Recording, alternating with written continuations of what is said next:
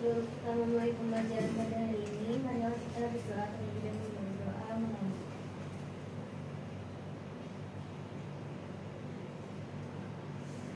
Doa selesai. Oke, terima kasih Ketua Kelas. Selanjutnya kita akan cek kehadiran. Silakan lihat di sekelilingnya, samping kanan, samping kiri, di depan, di belakang. Ada temannya semua atau ada bangkunya yang kosong? Yang kosong siapa aja? Ilham, Aishi, siapa lagi? Eza, siapa lagi? Aini. Keterangannya apa? Enggak tahu. Nanti tanpa keterangan ya. Kita doain besok mudah-mudahan dia masuk ke kelas. Oke. Jangan lupa juga dilihat ke sekelilingnya. Kalau ada sampah silakan ambil sampahnya. Nanti waktu jam istirahat baru buang sampahnya ke tempat sampah.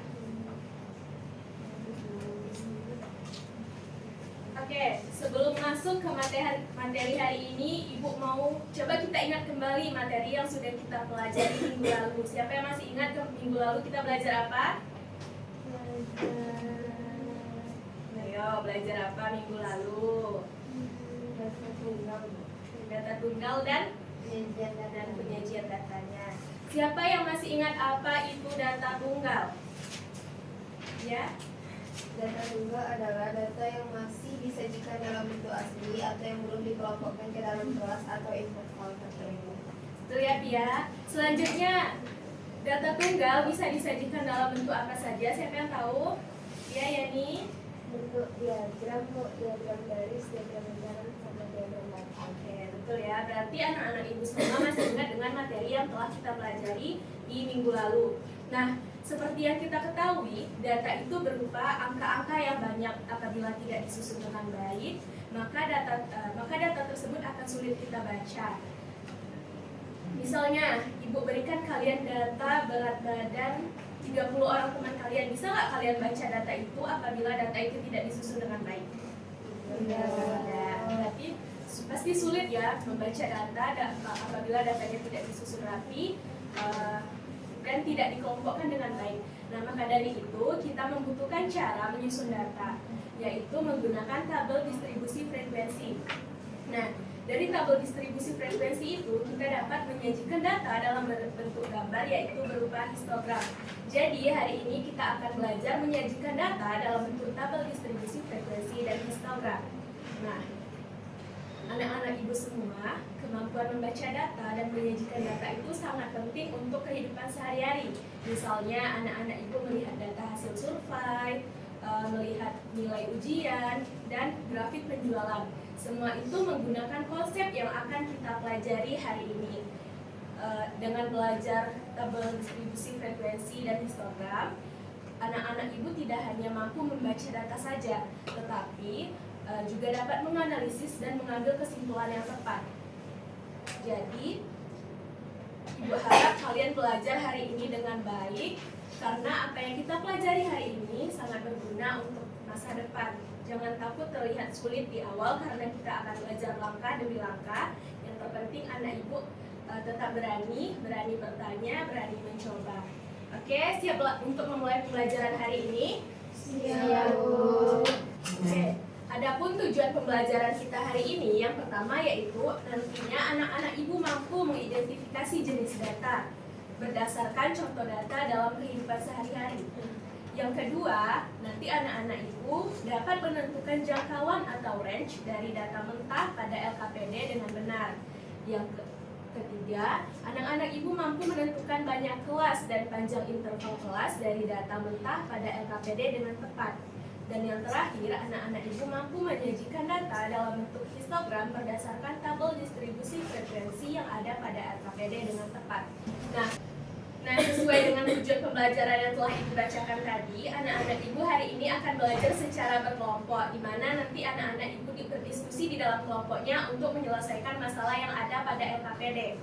Nah, dalam LKPD, ibu memberikan data nilai sebanyak 30 orang siswa, di mana nanti kalian di situ akan menyajikan data tersebut ke dalam bentuk tabel distribusi frekuensi dan histogram. Oke, ibu bagi ya kelompoknya. Untuk kelompok pertama, siapa yang ibu panggil namanya silakan berdiri lalu susun kursinya. Untuk kelompok 1, susun kursinya melingkar di sini. Kelompok 2 di belakang kelompok 1 dan kelompok 3 di sebelah sana, paham? Siapa yang kalau yang namanya terpanggil silakan berdiri dan langsung susun kursinya ya. Oke, Bu. Untuk kelompok 1 itu ada Aura, Najwa, Nabila, dan Zulhijjah. Silakan berdiri susun kursinya di sini. Untuk kelompok 2 itu ada Yani, Friska, Nela, dan Elsa. Silakan susun kursinya di belakang kelompok 1.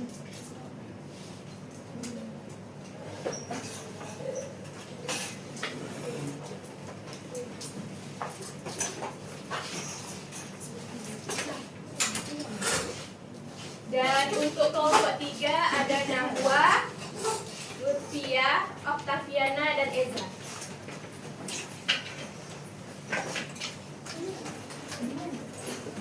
Buat kursinya melingkar ya, dan mudah berdiskusinya.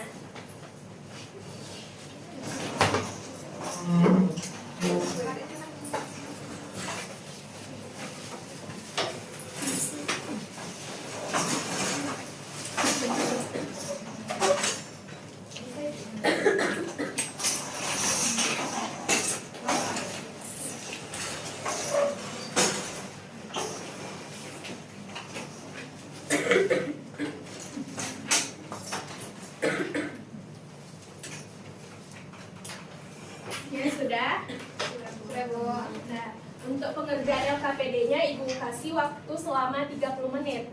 Silakan berdiskusi, semuanya harus berdiskusi karena nanti ada penilaian individu. Setelah itu, setelah pengerjaan LKPD-nya akan ada satu kelompok yang maju untuk mempresentasikan hasil diskusinya.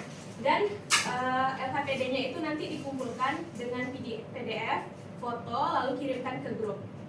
Oke, Bu. Paham? Paham, Bu.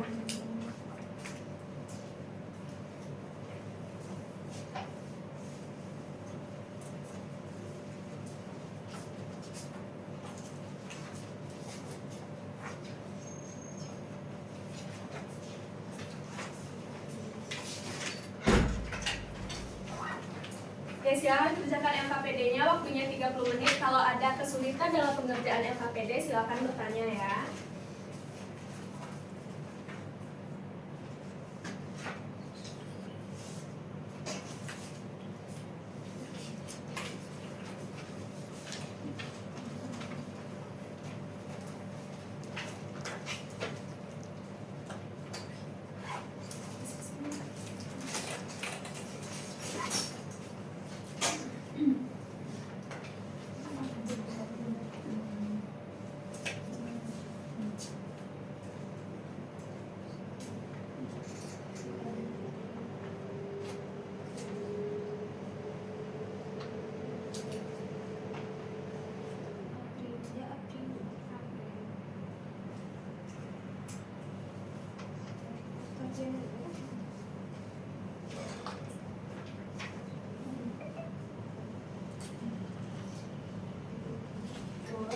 Ya.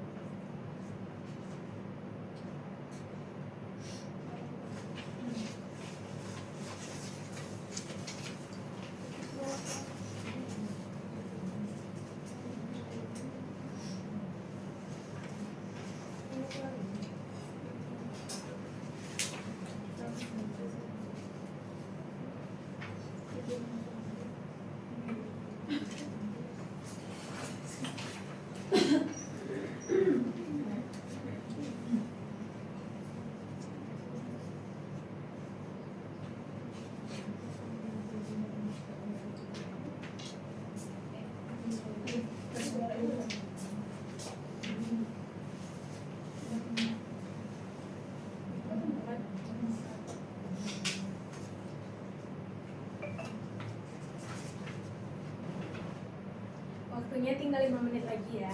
Ya, Bu. Yang udah siap boleh langsung kirim ke grup.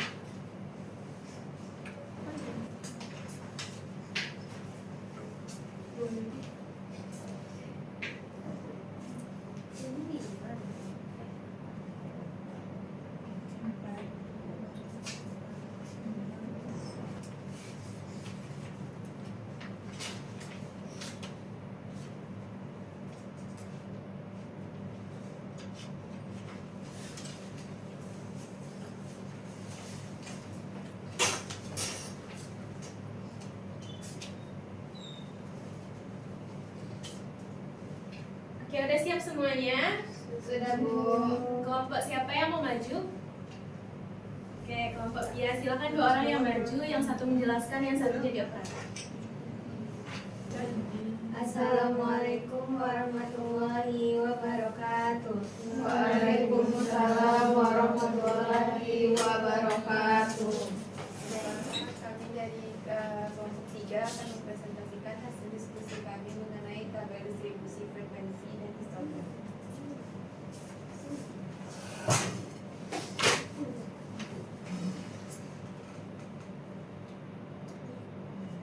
Baik, pada aktivitas 1 disajikan data dalam bentuk tabel distribusi frekuensi. Kemudian di sini ada data nilai ulangan matematika 30 orang siswa kelas 10 yang disusun secara tidak urut. Kemudian agar data tersebut dapat dibaca dengan mudah, kita akan menyajikan data acak tersebut ke dalam bentuk tabel distribusi frekuensi. Nah, di sini sudah kami urutkan ada 71, 70 73, 74, 76, 78, 79, 80, 81, 82 sampai 98. Nah, kemudian pada aktivitas kedua di Dulu, sini untuk aktivitas 1 ada yang mengurutkannya salah? Sama semua seperti itu? Nah, kemudian pada aktivitas kedua di sini ada perintah untuk berdiskusi, di mana dari hasil pengamatan yang kita lakukan tadi, salah satu bentuk penyajian datanya yaitu tabel distribusi frekuensi. Nah, kemudian tabel distribusi frekuensi ini akan dilakukan langkah-langkah sebagai berikut. Yang pertama, menentukan jangkauan atau J-nya. Di sini kami menemukan banyak data atau N-nya itu 30. Kemudian data terbesar atau X max-nya itu 98.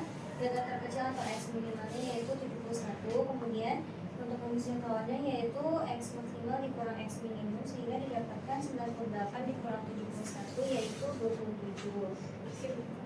Dan kemudian langkah kedua yaitu kita akan menentukan banyak kelas atau K dengan aturan Stargast.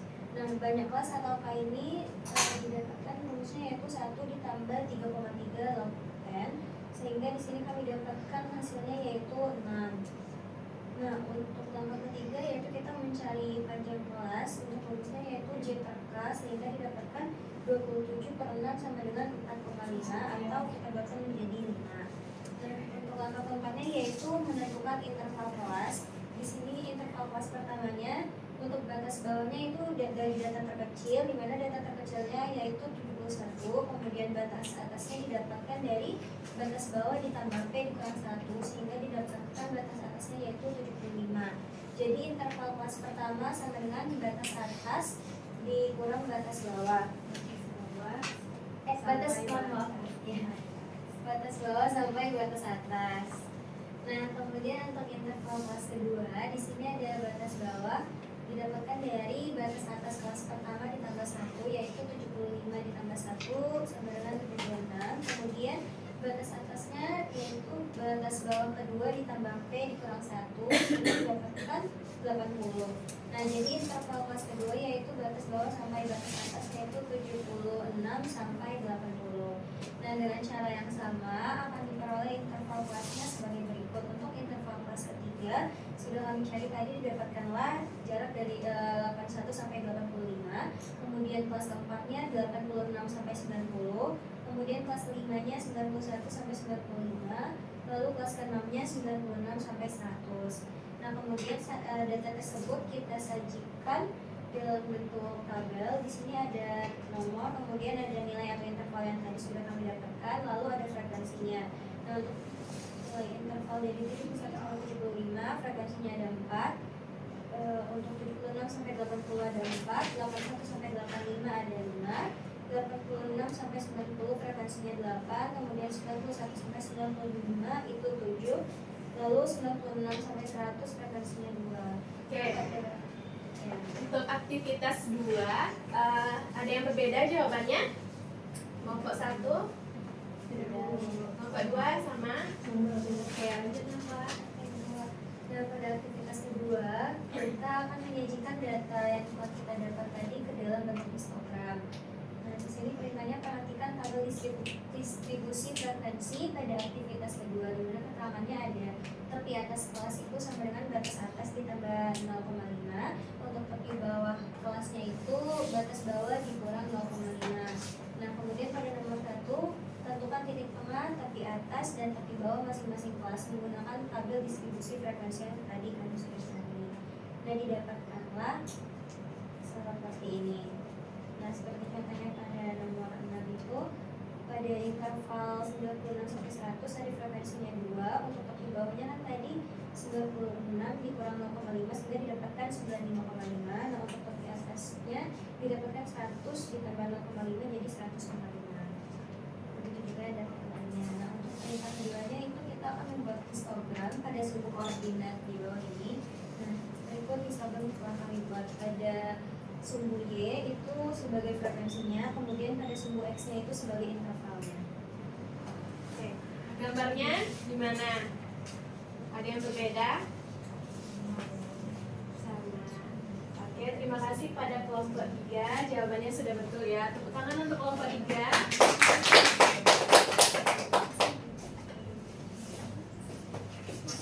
Oke. Dari pengerjaan LKPD yang sudah dilakukan, apa yang dapat disimpulkan dari materi pembelajaran kita pada hari ini?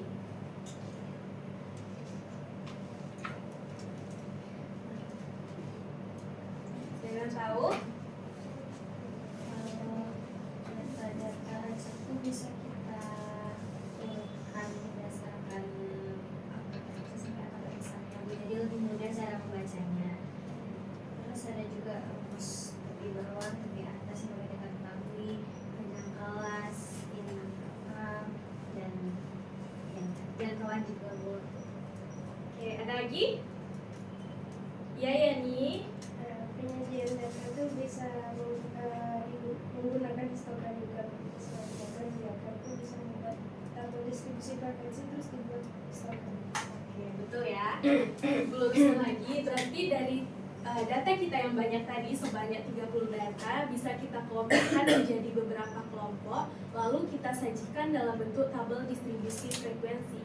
Nah, dari tabel distribusi frekuensi kita bisa menyajikan datanya dalam bentuk gambar, yaitu berupa histogram. Oke? Oke Bu. Nah, karena pembelajaran hari ini seru? Seru. Ada yang masih kurang paham dengan materi hari ini? Iya Bu. Paham semuanya. Kalau ada yang masih kurang paham, banyak-banyak lagi latihan karena materi ini sudah ada di dalam buku paketnya. Nah, biar lebih seru lagi, silakan kerjakan soal-soal yang ada di halaman 170 sebagai PR.